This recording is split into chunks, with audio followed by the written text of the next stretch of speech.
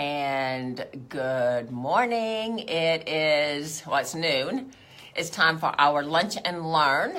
And thank you for joining me. I am Dr. Polly Heil-Mealey with Abundant Health and Wellness. Now, we are a holistic clinic located in downtown Humble. And so I wanted just to reach out to you. This is our regular time that we do Lunch and Learn. So I'm just going to give a disclaimer here. Hey, Julia, thanks for tuning in. I'm not always able to see who comes on. So if I don't call your name out, it's just because I'm not seeing it. A lot of times this shows up later in the feed. But today we're going to talk about the vagina. So if you are a man and you're wanting to learn something here, you will learn something and you're okay to be here. But I'm just giving you the heads up that we're going to be talking about the vajayjay today. And we're going to be talking about the bacteria, the flora in the vagina and how it's very, very important. Now, a lot of people don't understand the microbiome of the vagina. And so what that means, the microbiome, is all of the little bacteria that live there and what they do and what their purpose is. And so I remember as a young girl, my mother was saying something about, or I was asking my mother, I'd started my period, all this kind of stuff. And I was asking her, well, how do I keep it clean down there? And mother said, well, it's a self-cleaning organism. You don't mess with it. So it was like, okay, I'm not going to mess with it. Hey, Hills, thanks for joining. And so really, I haven't really messed with it all that much. And so what we're seeing, and I didn't even know this until a couple of weeks ago when I started researching. We've got an older woman in our group, and she was asking me about vaginal atrophy. Now, atrophy is where a muscle or a tissue loses its resilience. So if you don't use a muscle for a long time, it atrophies. If something doesn't have the right nourishment, it atrophies. And so we don't want the vagina to atrophy. And so I started looking at this, trying to figure out what causes this. And so I learned a lot of things about it that don't just pertain to older people, it pertains to younger people too, especially people of childbirth age. And so it's going to be kind of a intimate discussion, but it's very, very important. Now, for years and years and years, I have learned and I have been told that everybody needs to supplement with probiotics. And I know that the stress, coffee, soda, alcohol, all those kind of things are environmental issues that deplete your probiotics. I know that if you use antibiotics, it depletes your probiotics. But I had no idea that the vagina was made up primarily of lactobacillus. Now, in your probiotic family, you'll have the lactobacillus, you'll have acidophilus, and you will have bifidophilus. Those are the three that are the primary ones. Well, lactobacillus is the probiotic that primarily lives in the vagina. And it has a lot of good health benefits. And when you get that microbiome, and that just means that that's a living space inside that organ. When you get that microbiome messed up, then you're going to have problems. So these are some things that I learned that I never knew. And I've had a vagina for 60 years. And so you would think that I would know this, but I didn't know. So one of the things that I learned is that the vagina is primarily acidic. Now, we don't really want our body to be acidic. We want our body to be at a 6.5, 6.4 pH because that's when you metabolize all of your minerals. But your vagina, you want it to be a 4.5. So it's very, very acidic. Why do you want that? Well, because at that alkalinity or that acidity helps protect you from STDs and all that kind of stuff, which who knows? I mean, I don't want you to go out into a high STD environment, okay, just putting that out there. But the thing is that the vagina has its own acidity to keep things that should not be growing there from growing there. So that's a good thing. What I found out too is that intercourse messes up your microbiome. Who knew? I thought God said that sex was good, and I figured that it was good, and it is good. But the semen is very, very alkaline. And so we have known for years that if you want a baby girl, your pH needs to be this. If you want a baby boy, your pH needs to be that. So this kind of plays into that the sperm is very alkaline, whereas the vagina is very acidic. So you want to maintain the proper microbiome so everything works the way it needs to, which I had no idea. I thought it just kind of did what it did. Now, the good thing is, and I learned this by listening to another doctor. She was doing a case study on vaginal yeast infections. Now, all of us are very familiar with that. We see ads on the TV. Hopefully you've never had one, but if you have had one, they're very, very uncomfortable. And fortunately, these days you can just go to the pharmacy and you can buy something and insert it overnight and you're good to go. So that's a good thing.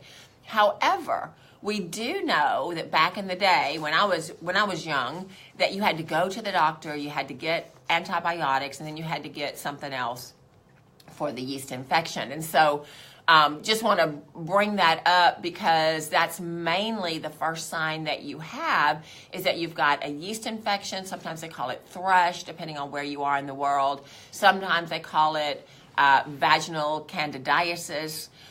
Those are all three terms that just mean you have a yeast infection. And so what that means is the lactobacillus that you normally have in the vagina, something's happened to it, and so you need to supplement. Now, the good thing is that this product is called Floracentropy, and we have it in our office. We go through a lot of it. It is expensive, but what is its primary ingredient? Its primary ingredient is lactobacillus. It's also in a spore form, and that means it won't be affected by antibiotic use, and you don't have to have it refrigerated. It's very, very shelf stable, so that's a good thing. Now, we don't want you opening it and setting it on your shelf. We want you to take it, but you can take it orally. We recommend that you do it 2-3 times a day at meals, but you can also insert it vaginally if you've got these issues. So this is a cool thing. You don't always have to run to the pharmacy. You don't always have to run to the doctor if you've got something going on. So that's just really, really important there. So I had no idea. I knew lactobacillus was good for us, but I had no idea it was so, so good for us. Now, when you don't have lactobacillus in the vagina, what do you get? You get E. coli, you get staph infection, right? You also can have GBV, and that is a word, that's a virus, Guillain-Barré virus, right? So these are some things that we need to talk about because your lactobacillus creates an environment where these other bacteria cannot thrive. If your lactobacillus gets diluted for whatever reason, then these other things can thrive and you've got chronic vaginal issues, and that can be anything from a yeast infection to just hurting down there to any kind of autoimmune disease. Now, we had a lady come in today, or this week, not today, come in this week that has it's called Vaginal Sclerosis, and it's an autoimmune disease, and what that means is all of her tissues are hardening, and they're all going to mesh together, which is very, very painful. So this is something that I don't want you to have, and so that's one of the reasons I've been researching this, because I never even knew that could happen. Like I say, my mom said it was a self-cleaning organ. You didn't have to mess with it as long as you lived a good life, a clean life, and you didn't go where you weren't supposed to go. So, but I'm finding with the environmental factors that we have now, just dirty things in the environment and the stress in the environment, that it kills the lactobacillus, which is our primary defense against something going bad in the uterine issue.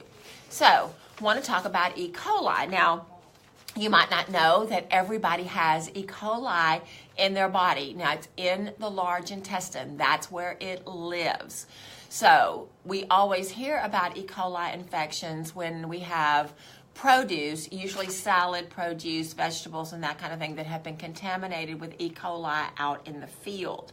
So E. coli is a bacteria that normally lives in the large intestine. Well, ladies, I'm doing this research and I'm finding out that if you wear a thong or a G-string, because it touches your bottom where it touches you, that E. coli bacteria can travel down that fabric and wind up in the vaginal area, which is something that we do not want to happen. So who knew that could happen? I had no idea, but that can happen. We know that when you wear synthetic underwear, when you wear the nylon, the rayon, and all that kind of stuff, that you're going to be more susceptible to yeast infection. So most of us make sure that we use panties that have a cotton gusset there, so whatever discharge or whatever evaporates. It's not wet down there, because if you stay wet down there, it gives you of a more compatible environment for yeast. So we don't want to do that either. So a lot of times, most of us, all of my panties, I've checked my panties, all of them have the cotton crotch in there. So you just want to make sure that your underwear is the right kind of underwear. Ladies, this is something else that messes with your microbiome that I've never even thought about. But if you are married and you're sexually active and you use perfumed personal lubricants, you use chemicals down there, all of that messes up your microbiome and it kills the lactobacillus. So you want to be very, very careful what kind of lubricant you use for intimate massage, because you don't want to have that all messed up down there. So does that make sense? These are some things that when you think about it, when you talk about it, it's like, oh, well, yeah, that makes sense. But if nobody talks about it, nobody ever talked to me about it, we knew that if you had a yeast infection, this is what you did. Now, there's another infection that you can get, and it is called, let me see where my notes are. I'm probably all over the place here. Let me just see. I think it's called Trichomonas, right? It does not give you the itch that a thrush infection will give you, but it gives you a really rotten discharge. Okay, this is a different kind of bacteria. It is a bacteria that doesn't give you much symptoms except a really ugly, smelly discharge. The doctor will give you an antibiotic for that, but what that antibiotic does, and I've said this before, so if you've heard it before, I hate to repeat myself, but we've got new people coming on all the time that you may not know. When you give an antibiotic for a bacterial infection, it kills the bad bacteria, but it also kills the good bacteria.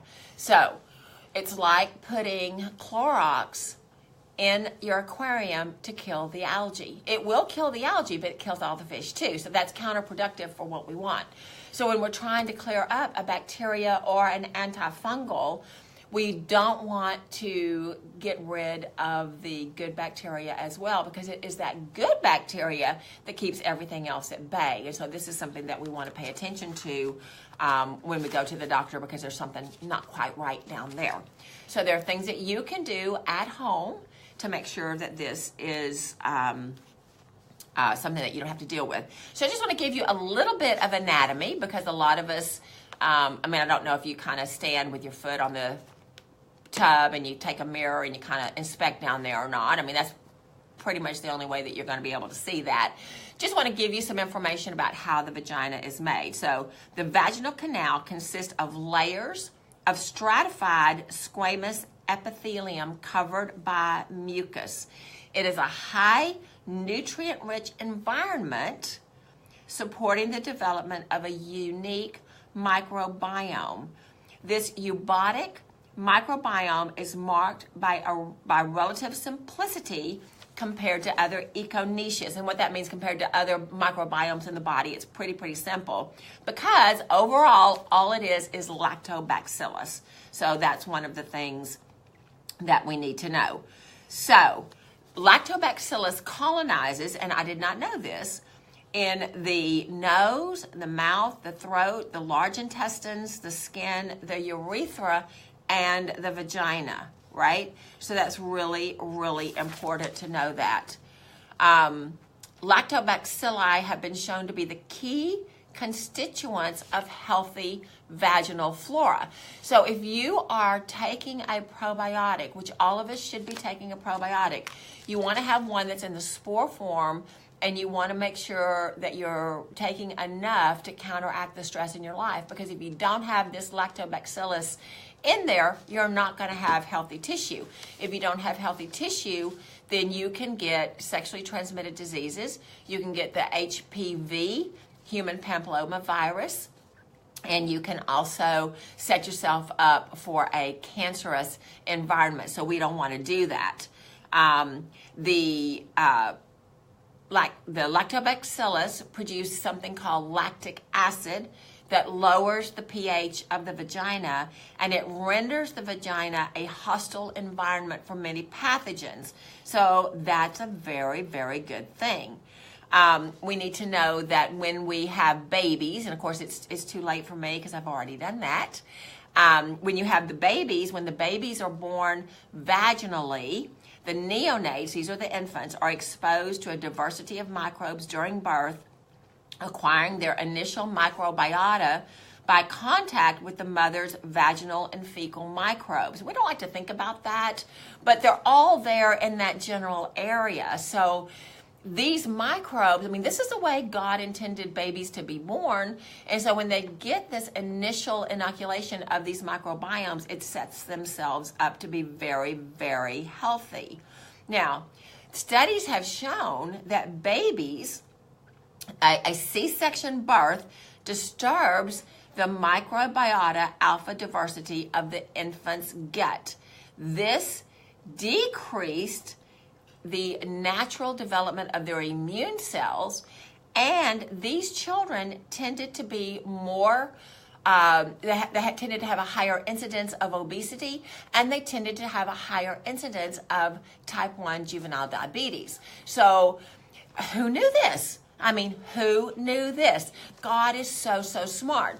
And so there are people that have problems with their body. They can't have a baby naturally because of something. The baby's too big, the baby's turned wrong, the baby's not turned, all those kind of things. Not trying to shame you on that. But there are women that just don't want to go the full 40 weeks. They don't want to be uncomfortable. They choose to have a C-section because they can plan it, it's better for their work, all these kind of, and I would call them selfish reasons. So if this applies to you, I'm not trying to be mean, but the way that God designed the body to give birth is very, very beneficial for the infant. So if you have had a C-section, then you need to make sure that your children get a lot of lactobacillus because they missed that on the way out. So who knew this? Okay, who knew? Okay. So, in this particular study, they focused on the alteration or the dysbiosis of the vaginal microbiome and if it caused any predominant pathogenic bacteria overgrowth. Okay, so these are a lot of big words. So what they're studying is the lack of lactobacillus, does that create an environment for pathology in the vagina? Most women I know don't pay too much attention down there, right? I'm just saying, you've got to pay attention and you've got to be intentional about it. So what they found is that with the dysbiosis, now dysbiosis is a technical term, and it means that the life cycle is altered or it is dysfunctional. So a healthy vaginal microbiome will be predominantly full of lactobacilli.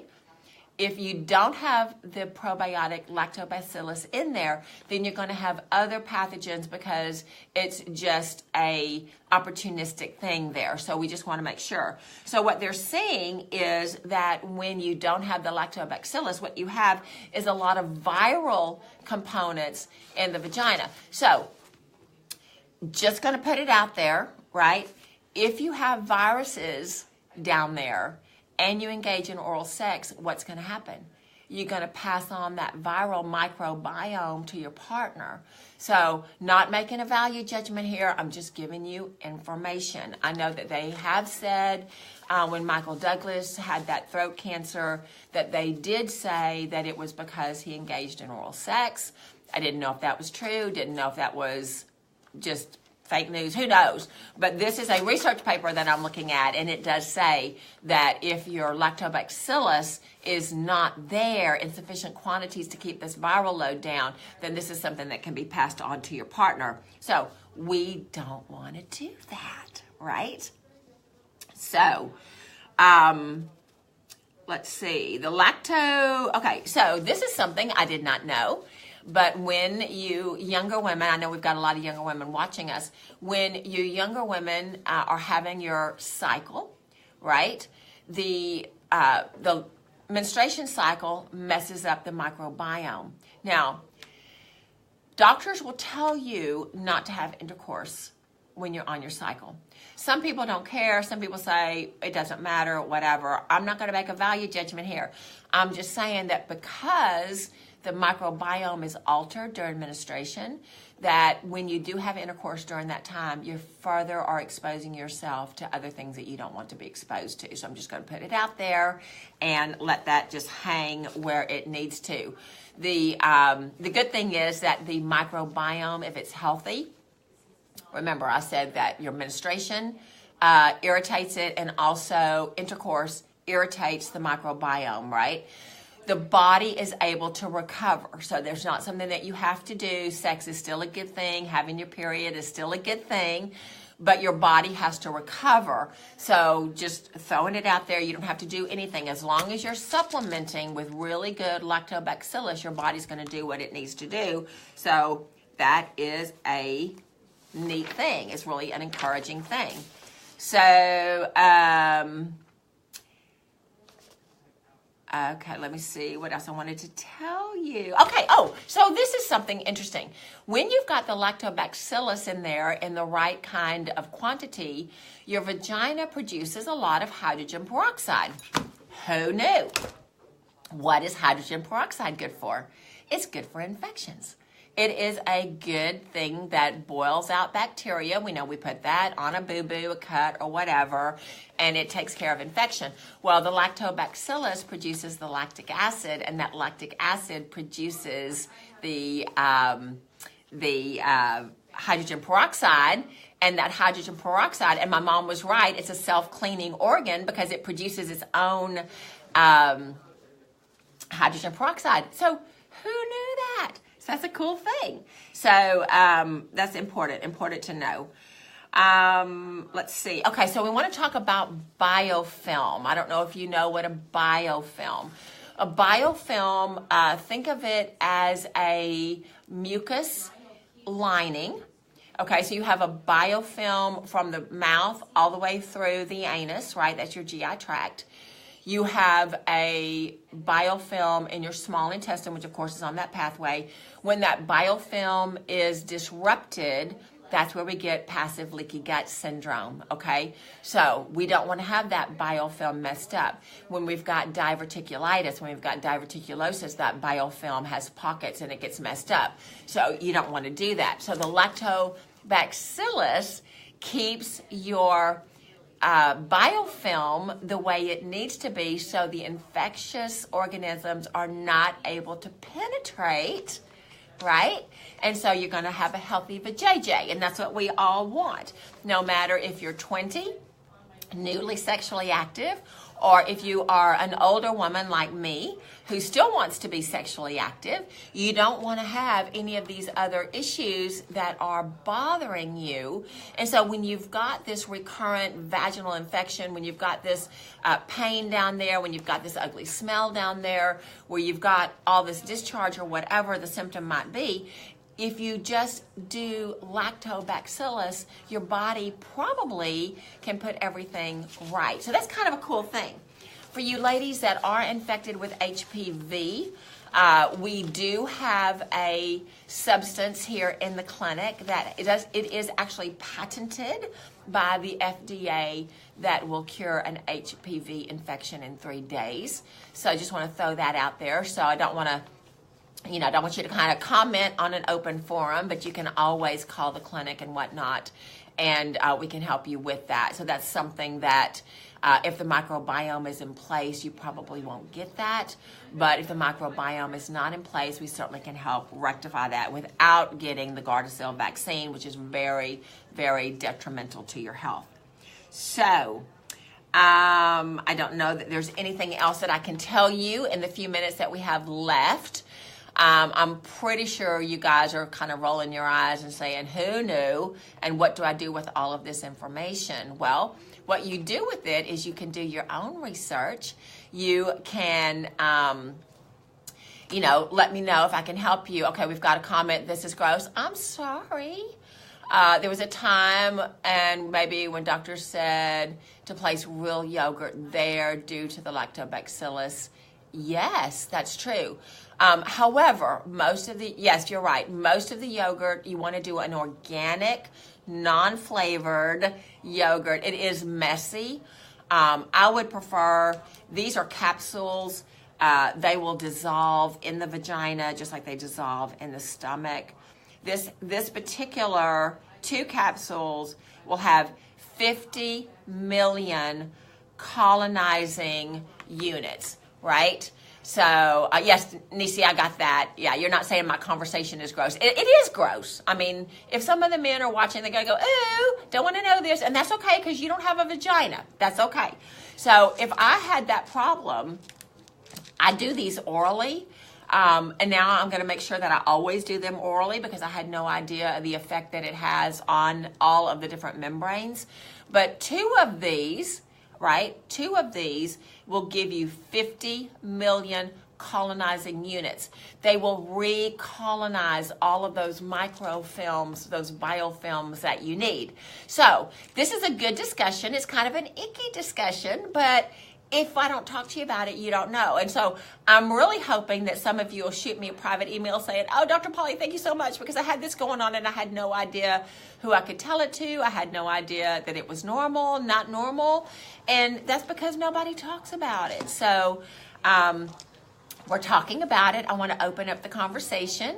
And yes, it is real. It is absolutely real. We have to keep ourselves healthy. I want us all to have really healthy biofilms. I want us all who are of age and married to have really good sex lives and all that kind of thing.